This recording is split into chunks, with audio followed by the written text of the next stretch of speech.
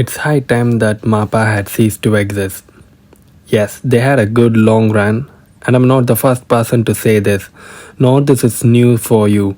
Chibi reviews and probably pretentious, like the one in the above attachments, have talked a lot about it. As a failed aspiring digital artist, I'll just do my best to get back on it. But here's the thing, I know the pain, at least to an extent, on why and how many issues these animators should go through. At least I can relate and understand. Even for instance, my previous roommate, who is 3D animator now working on contract with Netflix, had to go through 2 months to make a 20-second clip of 3D animation for his final project in college. 2 months! That's so much of time and effort poured in on something that's just 10 reels for you within that 20 seconds.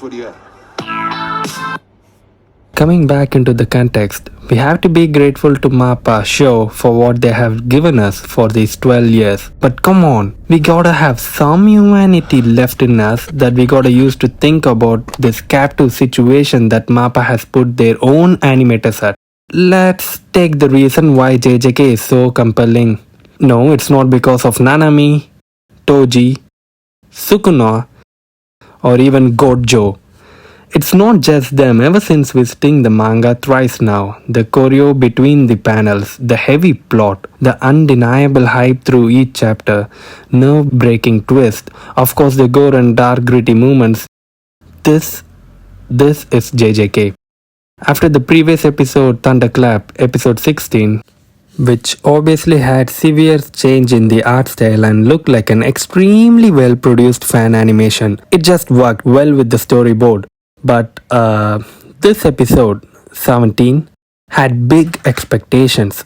At least I know people had, and boy can the critics be any more two-sided. Despite the undenying respect and admiration to these artists and animators, you gotta understand the difference between proper adaptation. They did a sloppy job is all, and Mappa is the one to blame that. Be it managers, the directors who is pressured by the board, or the animators itself. At the end of the day, this episode goes to show the pain in the animators. Take a look at these tweets for the example. The devastating emotions they and the community go through, it's just chaotic, and to be slaved around as the demand for this anime is over the horizon. It's just truly saddening. And also, we all know and should remember that you fans had the guts to trash around and inevitably make the Chainsaw Man's director and some of the team to resign from their post. While they did a god's work on that anime by giving more than what you can expect from that manga, they delivered what I can only come down to say, perfection. I know when we all know that this devastating state that the animators are in, we just can't wait around but badly want to see the entire season of JJK in one day if possible, don't we? After reading Shibuya arc alone for like 5 times now, I can dream the panels in my sleep. And whilst watching this episode, I couldn't just stay focused neither on the storyboard nor on the animations, which was the major disappointment for me. The animators requested some time to get it done right. What we got now is still not bad, but it's not what Gege would want to see, nor we as fans wanted to see. Let's not lie to us about that. Sukuna uses his domain as he realizes that Mahoraga can adapt way faster to his cleave and slash technique.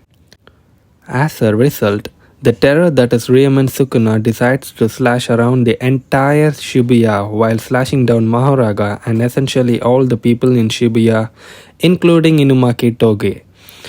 And thus, later before Mahoraga could settle down, Sukuna uses his still now unknown technique, which shows his understanding of true Jujutsu and brings out the same burning arrow that took Jogo and now Mahoraga out. This was so unclear in this episode. Just because I read the manga, I'm able to relate to the scenes, right? But what about those who didn't read?